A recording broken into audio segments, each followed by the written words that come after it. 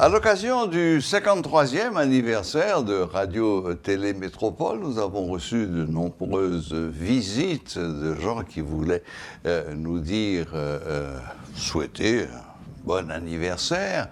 Parmi ces visiteurs, l'un d'entre eux a souhaité dire quelques mots sur Métropole et peut-être élargir le débat à la conjoncture actuelle. Il s'agit de Maître Osner Févry. Bonsoir, Maître Févry. Bonsoir, Monsieur Lange, et bonsoir, auditrices et auditeurs, alors téléspectatrices et téléspectateurs de Métropole. Je crois que c'est un grand privilège d'être parmi ceux qui, sans avoir joué à la borlette ce matin pour être gagnant, le 53 est sorti premier lot, eh bien, de souhaiter joyeux anniversaire à Métropole à l'occasion de ses 53 ans. Voilà, mais vous souhaitiez, au-delà de cet anniversaire, dire un mot sur la crise que nous vivons aujourd'hui et qui semble chaque jour s'aggraver. Oui, je crois que si nous étions des Juifs, et nous aurions dit chaque matin et presque chaque soir, Ikabod Haïti. La gloire est bannie d'Haïti. C'est un pays de détresse. Et la détresse devient de plus en plus grave et touche ceux qui, malheureusement, estimaient qu'ils n'allaient jamais être touchés des effets de cette crise. Lorsqu'on parlait de quelqu'un qui a été kidnappé, on pensait que c'était quelque chose qui concernait le centre-ville, ou bien qui concernait Canaan. Mais par la suite, de la Boule étant, de Fort-Jacques étant, et de Belleville étant, on sent qu'on est aussi concerné. Et récemment, il y a eu le chef du protocole du Palais national, un commissaire de police, le commissaire départemental, un secrétaire d'État, des gens attachés à des fonctions importantes dans l'État. Donc, ce sont des représentants de l'État au plus haut niveau qui sont touchés et victimes de ce mal qu'est devenu le kidnapping, des demandes de rançon de plus en plus élevées, des sommes faramineuses sont réclamées de ceux qui sont pris en otage par ces gens armés et vivant dans leur cachette pendant des jours, sans aucune nouvelle, et par la suite, comme une sorte de faveur, ils sont libérés. C'est une situation alarmante, une situation de détresse, et on se pose la question, cette question que se pose tout individu sain, plus ou moins doué de raison, mais que faire et qu'allons-nous faire, que devons-nous faire pour résoudre ce problème? L'insécurité d'abord. À côté d'autres problèmes d'ordre matériel, je crois que c'est la première qui touche et qui concerne tous les Haïtiens et tous ceux qui habitent ce coin de pays, ce coin du sol national, que nous connaissions dans le passé, qui était une sorte de havre de paix, où les gens venaient et se reposaient en toute quiétude, et la diaspora, il y a quelques années à pareille heure, penserait à venir en Haïti pour les fêtes de Pâques. Mais maintenant, c'est la fuite. Alors, il y a un problème et il faut que l'État dise quelque chose. À l'époque où nous étions la perle des Antilles, il l'a bien nommé. Non seulement la perle des Antilles, j'ai fait la copie d'un permis de séjour qui date de 1940 d'une famille haïtienne très connue d'origine allemande qui faisait des démarches pour avoir ce permis de séjour en Haïti en 1940. Et ces familles venaient de l'Europe, de l'Allemagne en particulier, et aussi du Moyen-Orient. Et aujourd'hui, nous sommes partout rejetés. Bon, vous avez parlé et posé la question, que faire, que devons-nous faire, que pouvons-nous faire? Très bien, tout le monde se pose cette question et chacun espère avoir la réponse. Une des réponses proposées par le gouvernement, c'est l'envoi d'un contingent militaire de forces internationales qui viendrait aider la police nationale à mettre un terme à ce règne des gangs. Que pensez-vous de cette solution? Écoutez, je suis toujours partisan du réalisme en politique. Cela veut dire que je ne prends pas mes rêves pour les transformer en réalité et je ne confonds pas non plus la réalité avec des rêves. On ne critique pas l'histoire si on n'a pas bien appris l'histoire. Et quand on aura bien appris l'histoire, on ne va pas commenter l'histoire sans en déterminer l'itinéraire des faits qui ont abouti à des événements qu'aujourd'hui on veut commenter. L'insécurité en Haïti a une histoire. L'insécurité en Haïti plonge ses racines dans d'autres situations plus compliquées que malheureusement nous n'avons pas su à l'avance, nous n'avons pas su stopper à l'avance. Et je crois que la réponse à la question que faire doit précéder une autre question: que savons-nous des origines de nos crises? Est-ce que nous devons prendre des décisions à courte vue sans tenir compte de l'histoire qui nous a emmenés là? Bref, en un mot, il faut se dire la vérité. Parce qu'un individu seul ne peut pas résoudre la question, ne peut pas résoudre le problème, mais faut-il bien qu'au moins on se dise la vérité. On se parle dans la vérité autour de ce qui nous a emmenés là où nous sommes. Par exemple, si nous coupons l'histoire en tranches, on dit qu'en 1986, le pays était libéré. Mais si le pays était libéré, c'est parce qu'il y avait une équipe d'Haïtiens qui était montée, avec l'aide de l'international, contre d'autres Haïtiens. Et en ce moment-là, on disait, les Makoutes ne sont pas là-dedans. Mais par la suite, il y a eu des militaires et les Makoutes étaient plus ou moins tolérés. On disait, la Valace pas là-dedans. Et après les Makoutes pas là-dedans, la Valace pas là-dedans, eh bien finalement, on n'a pas besoin de chimères. Les chimères ne sont pas là-dedans.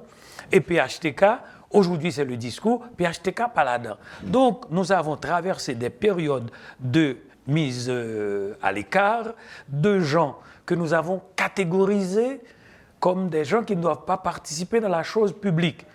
Et quand on brûlait les Makoutes, quand on leur donnait le Père Lebrun, des enfants qui assistaient avaient en ce moment-là 12 ans. Et quand on ajoute leurs 12 ans aux 35 ans, ça fait que nous sommes en présence de gens de 45 ans, qui sont aujourd'hui ministres, secrétaires d'État, qui sont députés, sénateurs. En Haïti, en ce moment-là, qu'est-ce qu'on a fait en 86? Eh bien, on s'est contenté de jouir du pouvoir sans préparer l'avenir. Et aujourd'hui, nous sommes en train de récolter une jeunesse devenue adulte qui demande des comptes. Et cette jeunesse qui demande des comptes, elle demande le pouvoir maintenant. Et c'est la jeunesse du déchoucage, la jeunesse des facilités face aux échecs des adultes qui n'ont pas su leur enseigner la voie. En Philippines, voici le fils de l'ancien président dictateur reprend le pouvoir démocratiquement. Et chez nous, jusqu'ici, le nom de Duvalier est honni. Le nom d'Aristide est cité avec un certain embarras. Et le mot PHTK cause irritant. Donc nous sommes divisés. Il faut se dire, à quand cette réunion d'ennemis et amis autour de gens qui aiment vraiment Haïti? Entre-temps, que font les partenaires, entre guillemets, d'Haïti? Eh bien, ils jouent les Haïtiens contre les Haïtiens. Haïtienne contre haïtienne, moi, je ne peux pas parler avec elle, non, je ne peux pas parler avec elle. Et entre-temps, personne ne veut parler entre nous, parce que nous sommes des ennemis les uns des autres. La division. Nous semons la rancœur, la division, qui sont les racines de nos problèmes. Et l'insécurité, nous demandons à des gens qui n'ont jamais reçu formation sur la question de sécurité, de résoudre des problèmes de sécurité. C'est comme si nous étions un jardinier, un bon jardinier. Le voisin nous a appris par les nouvelles qu'il y a un monsieur qui est venu, qui a mis le feu dans le jardin. Nous savons qu'il a mis le feu. Et aujourd'hui, nous appelons au secours. Qui est-ce que nous appelons? Le monsieur qui est venu, qui avait mis le feu. Donc nous demandons à celui qui a mis le feu dans notre jardin de venir nous aider à résoudre le problème de l'incendie. Donc c'est de l'infantilisme historique. Il faut qu'on se dise, mais où est le plan qu'avait proposé un homme du nom de sénateur Yuri Latortue? Où est le plan que Himmler Rébu avait prévu? Il y a d'autres criminologues qui travaillent au sein de la MINUSTAH. J'ai entendu un docteur Pouillot parler avant-hier. Il travaillait avec les Nations Unies, il est professeur à Paris. Mais ce monsieur vous dit que parfois, il travaillait, mais il ne trouvait pas vraiment l'appui de ceux sur qui il aurait dû compter pour proposer des solutions. Donc, notre mal aussi a ses racines, non seulement dans cette division, non seulement dans cet itinéraire de haine, de clan, etc., mais aussi dans le refus de demander que les Haïtiens prennent à cœur leur avenir. Je vais vous dire une chose, M. Lang. Lorsque vous entendez nos partenaires dire « il faut que les Haïtiens se rencontrent pour qu'ils résolvent eux-mêmes leurs problèmes », méfiez-vous de ces déclarations. Parce que ce qu'ils veulent et qu'ils n'ont pas dit pour terminer leur phrase, il faut que ce soit les Haïtiens qui proposent des solutions. On a ajouté, et nous ajoutons pour eux, mais les Haïtiens que nous recommandons. Il faut que ce soit des Haïtiens, mais pas cet Haïtien-là. Il faut que ce soit des Haïtiens, Himmler Rébu, non pas lui. Des Haïtiens, mais pas Février. Il faut que ce soit des Haïtiens, mais non, pas Caplume. Il faut que ce soit des Haïtiens, non, pas lui. En d'autres termes, il faut que ce soit des Haïtiens, mais lui, parce qu'il a une allégeance plurielle, il a des allégeances plurielles, il a travaillé chez nous, il était notre correspondant, il était notre représentant dormant, nous le connaissons, donc lui, nous le recommandons. Donc cette hypocrisie doit être dénoncée, que les Haïtiens se réveillent et dire avec celui qui est là, que le président avait nommé et qui exerce le pouvoir d'une manière hors norme, en dehors de ce que Max Weber appelle la légitimité politique et juridique, et même légale, eh bien, il faut jouer avec lui et jouer avec nos partenaires qui disent qu'ils aiment Haïti et qu'ils aiment Haïti plus que nous, pour dire, écoutez bien, nous devons négocier l'avenir du pays avec vous. Il faut négocier. Le plus faible doit se reconnaître au niveau de sa faiblesse et aussi de sa force pour dire « Américains, vous êtes aussi co-auteurs de nos mots. Canadiens, cessez ce jeu, s'il vous plaît, avec votre avion et vos bateaux. Parlons franchement, discutons de l'avenir du pays avec vous. » C'est pourquoi j'ai préconisé ce plan que un homme comme Himmler Rébu, il a appuyé, que Caplume a appuyé, que d'autres Haïtiens de Paris, de peu partout a appuyé. Jusqu'ici, j'espère qu'un jour, le Premier ministre Ariel Henry va se rendre compte qu'on a besoin d'avoir un congrès patriotique haïtien. C'est en effet la solution que vous avez proposée et que d'autres ont adoptée. Oui. En effet, très bien. Maintenant, je constate que vous n'avez pas répondu directement à la question « Êtes-vous pour ?»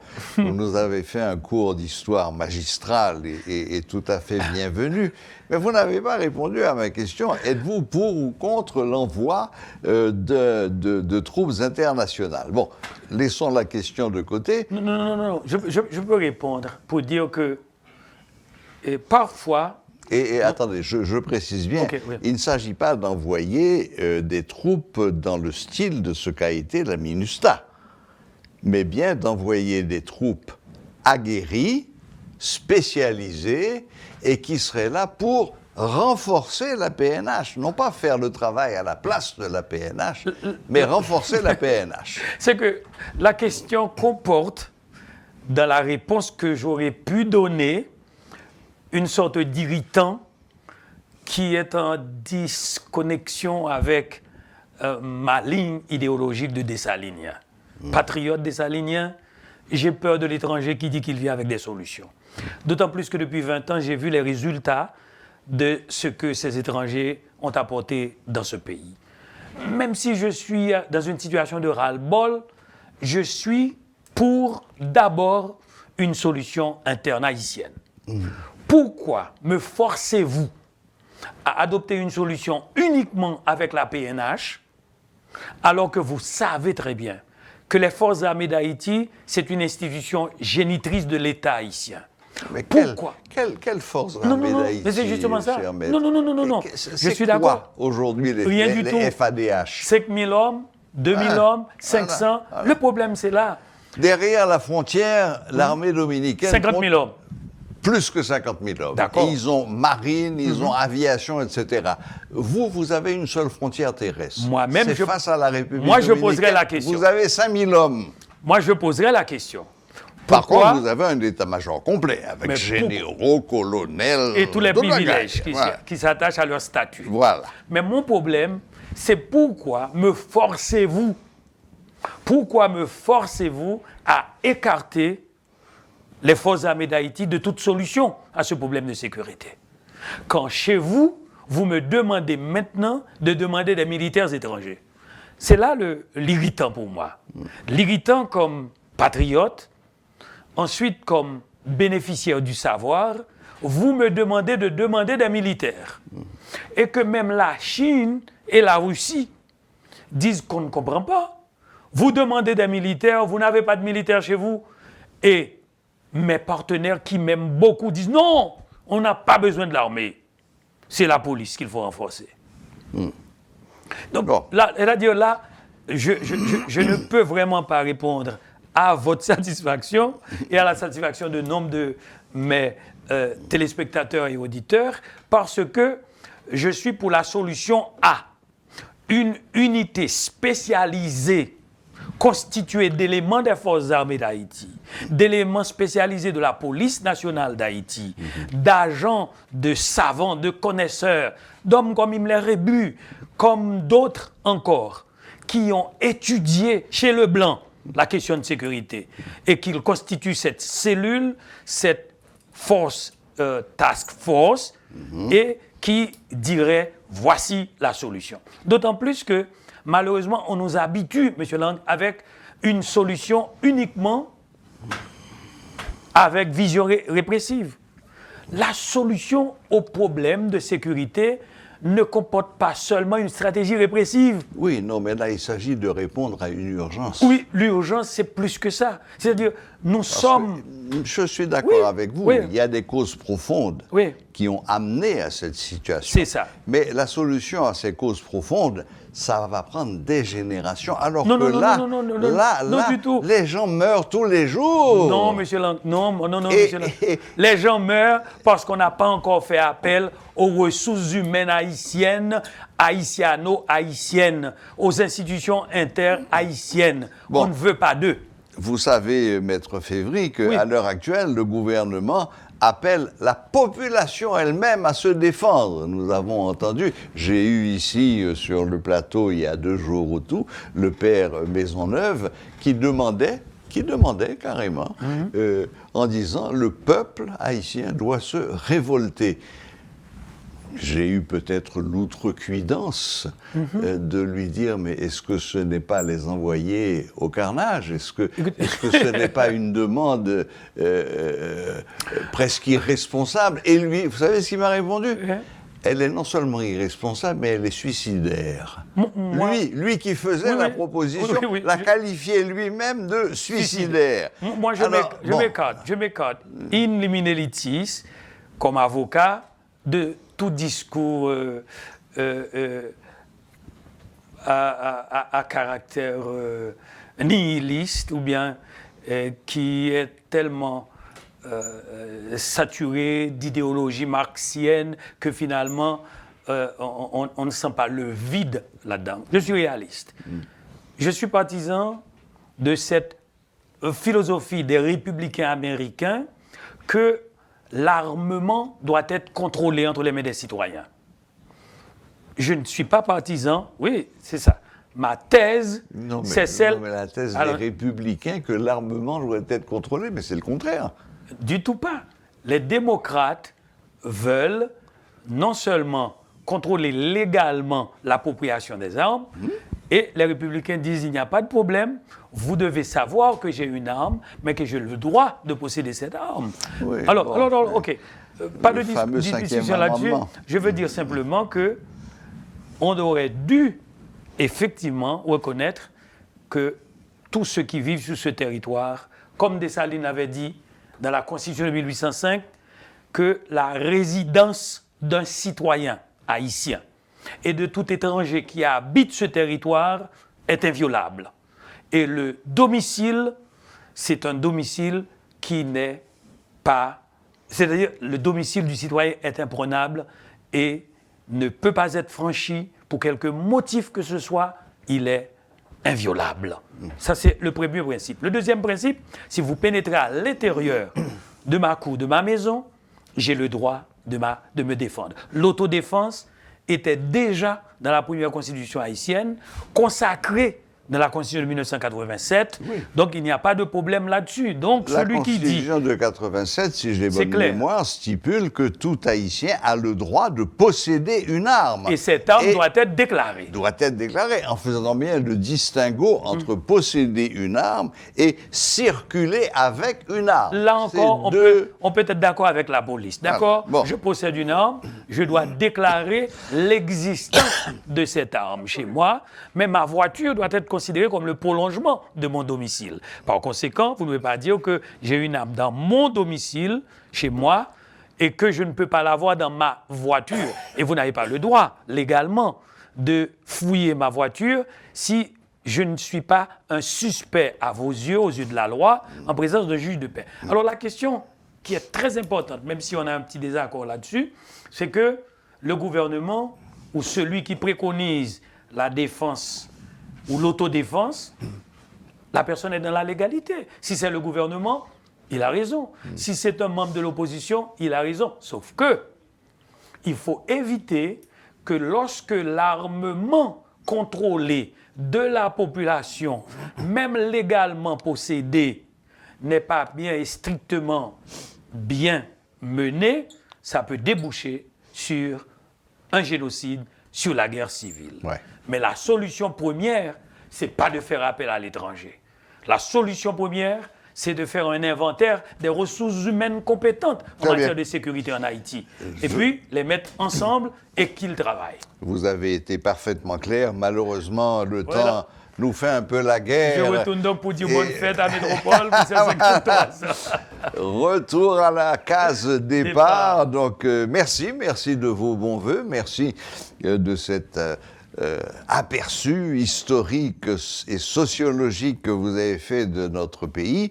Et puis voilà, eh bien, écoutez, à un de ces jours. Merci. Merci beaucoup. Je salue particulièrement les membres de la famille Widmeyer. Et merci de ce privilège que nous avons tous de participer. Et soit directement, soit par nos efforts personnels pour mériter l'appui et l'encadrement que nous recevons de radio et de télé Métropole. Compliments, félicitations. Merci, merci à toute l'équipe. Abonnez-vous à notre chaîne YouTube Métropole Télé pour regarder toutes les rubriques de Métro News.